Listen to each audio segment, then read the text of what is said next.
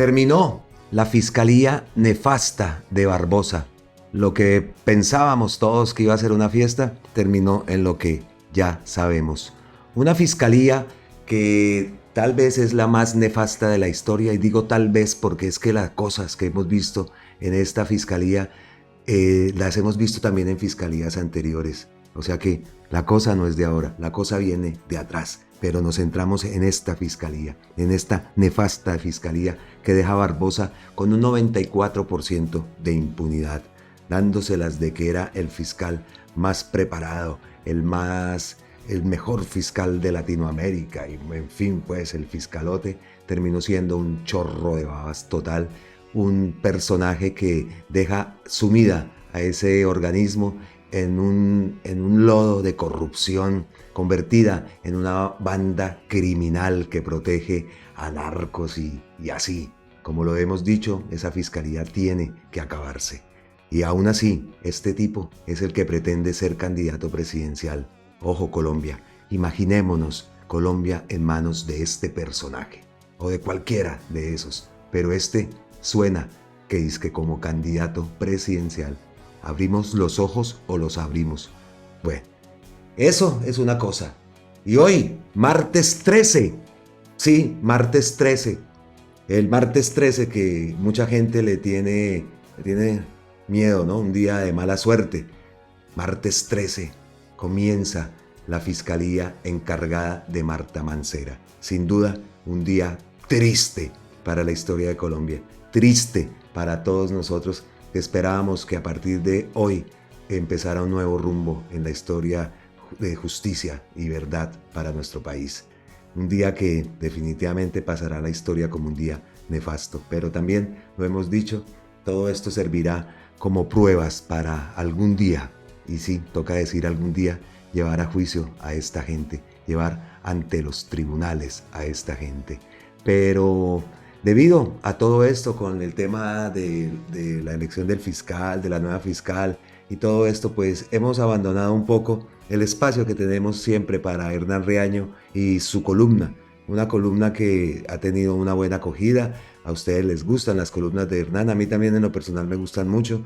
Y pues volvemos a retomar esa idea de presentar las columnas de Hernán. Normalmente las paso los sábados, pero por ser caso extraordinario y en vista de todo lo que ocurrió la semana anterior, que nos ha tenido pues concentrados desafortunadamente en ese tema de la elección de la nueva fiscal, algo que ya debería estar decidido.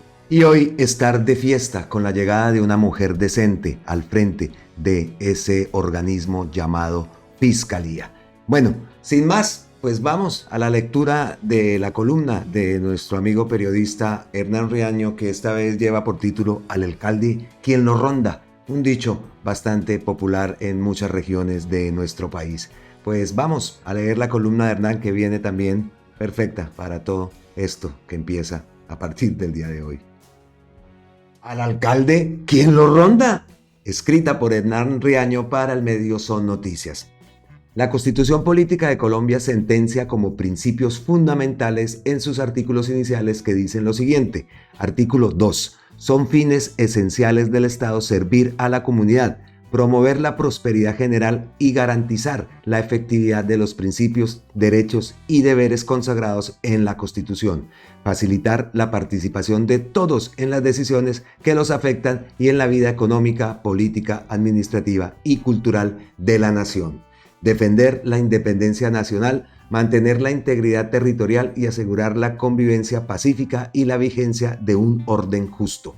Las autoridades de la República están instituidas para proteger a todas las personas residentes en Colombia, en su vida, honra, bienes, creencias y demás derechos y libertades para asegurar el cumplimiento de los deberes sociales del Estado y de los particulares. Artículo 3. La soberanía reside exclusivamente en el pueblo del cual emana el poder público. El pueblo la ejerce en forma directa o por medio de sus representantes en los términos que la Constitución establece. Dice ahí, el subrayado es mío, este es el subrayado que dice la soberanía reside exclusivamente en el pueblo del cual emana el poder público. Como podemos darnos cuenta, En Colombia hay una constitución que desde el principio del articulado define que los destinos del país deben ser definidos por los ciudadanos. No son los funcionarios por elección o designación que se creen los dueños del país y actúan como emperadorcitos a los que no se les puede decir nada, quienes definan las políticas que se practiquen en el país. Además, la función del Estado es que debe estar al servicio de todos los colombianos y no al servicio de unos pocos, generalmente corruptos y delincuentes. Muy pocos, por no decir ninguno, de estos artículos se ha puesto en marcha por los gobiernos desde 1991. Todo lo contrario, el señor Álvaro Uribe Vélez, muy incómodo por los beneficios que le garantiza al pueblo, la modificó en asocio con su Congreso en varias oportunidades y en algunos casos con métodos poco claros. Solo hasta la llegada del primer gobierno realmente democrático se ha visto en el país un camino para devolverle los derechos a los colombianos, arrebatados desde hace décadas por esa camarilla dirigida por el señor Uribe. Vale recordar que entre los derechos que no han podido quitar a pesar de todas las artimañas usadas para ello son el de petición y el de tutela. Por eso el título de la columna de esta semana, dicho muy popular en esta parte del mundo, porque todos los funcionarios del Ejecutivo, Legislativo y ahora el Judicial hacen lo que se les da la gana con el ciudadano y con el país. Tenemos ejemplos a montón, de los más relevantes, el señor Uribe, que hizo del país la desgracia que hoy tenemos, el señor Peñalosa, que no ha hecho sino mentir, inclusive de sus títulos de magíster y doctorado, la señora Claudia López, que toda su alcaldía fue una eterna farsa, el señor Duque, que sigue mintiendo después de que salió del cargo, parlamentarios como J.P. Hernández, Catherine Jubinao, Catherine Miranda y todos los del Centro Democrático y Cambio Radical, y para completar el cuadro de desgracias, la rama judicial desde las altas cortes. Es muy triste para el país recordar lo del cartel de la toga, en el cual se demostró que muchos magistrados vendían sus fallos al mejor postor y a quien estuviera interesado en salir beneficiado con sus sentencias. Lastimosamente pareciera que nunca se acabó ese cartel, y si esto pasa en la magistratura, en los demás renglones de la rama es todavía más grave. Hay que pagar desde el mensajero y sustanciador para que un proceso avance, porque si no, duerme el sueño de los justos en los anaqueles de los juzgados. Un país sin justicia es un país destinado al fracaso eterno. Por eso hizo carrera el sabio dicho: la justicia es para los de Ruana, porque el pobre no tiene el dinero para que un proceso salga a su favor. Otro ingrediente es el del nepotismo que se tomó a las cortes, los entes de investigación y control. Los magistrados tienen a esposas, hermanos u otros familiares en altos cargos de esas entidades y con unos jugosos sueldos, todos pagados con los impuestos, lo que hace muy difícil que las decisiones de los magistrados puedan ser independientes en casos en los que se involucre a quienes les otorgaron los cargos. En este panorama no hay quien investigue ni mucho menos castigue a los funcionarios, salvo algunos casos que son tan evidentes y la mayoría denunciados en otros países en los que algún funcionario segundón o de medio pelo sale pagando los platos rotos de la corrupción. Los verdaderos autores intelectuales nunca o casi nunca salen untados. Todo lo contrario, terminan viviendo en otros países comiéndose la plata que le esquilmaron al erario. Hay que recordar que los funcionarios públicos deben cumplir una función específica y para eso se les nombra o elige. No nos están haciendo ningún favor, es su obligación porque se les paga un sueldo con los impuestos, entonces no deben salir a hacer publicidad con sus logros. No son logros, es lo que deben hacer, es su obligación que lo hagan. O si no, deben renunciar o ser declarados insubsistentes. Pero ellos creen que por hacer lo que les toca debemos agradecerles. Nada de eso.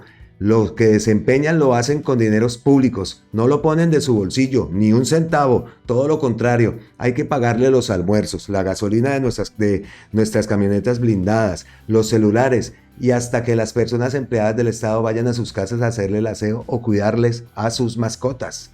Si el ciudadano es quien según nuestra Constitución debe participar, decidir, definir los destinos del país y no un grupo de empresarios o políticos que se han creído, lo han sido los dueños de Colombia y por ende toda la riqueza que tiene la nación. ¿Cuándo será que el constituyente primario, jefe de todos los funcionarios, tome las decisiones de nuestro país? Si no se decide hacerlo, el futuro será más que oscuro, porque ellos seguirán determinándolo.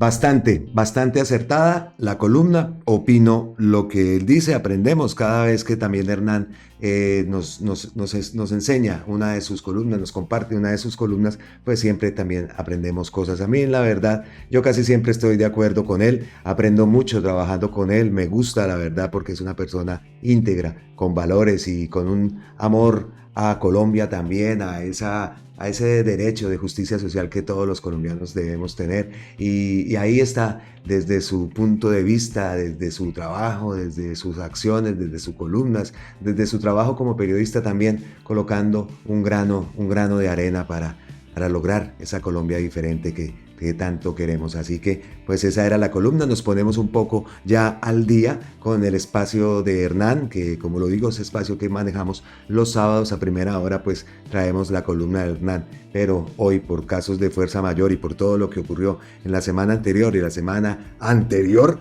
pues habíamos dejado aplazado el espacio de Hernán, pero aquí estamos de vuelta. Hernán no ha dejado de escribir sus columnas y pues aquí nos vamos poniendo al día. Esta cayó perfecta para hoy, para este martes 13 que comienza. Pues entonces, pues sin más, abrazos ancestrales desde la distancia, como siempre. Gracias, miles de bendiciones para todos y sí, lo sé, qué triste día, pero pues hagámoslo en medio de lo que cabe, hagámoslo un poco más llevadero, porque esto seguramente que llegará a un fin y que nos traerá un buen fin, digámoslo así. Nos vemos en la próxima. Chao.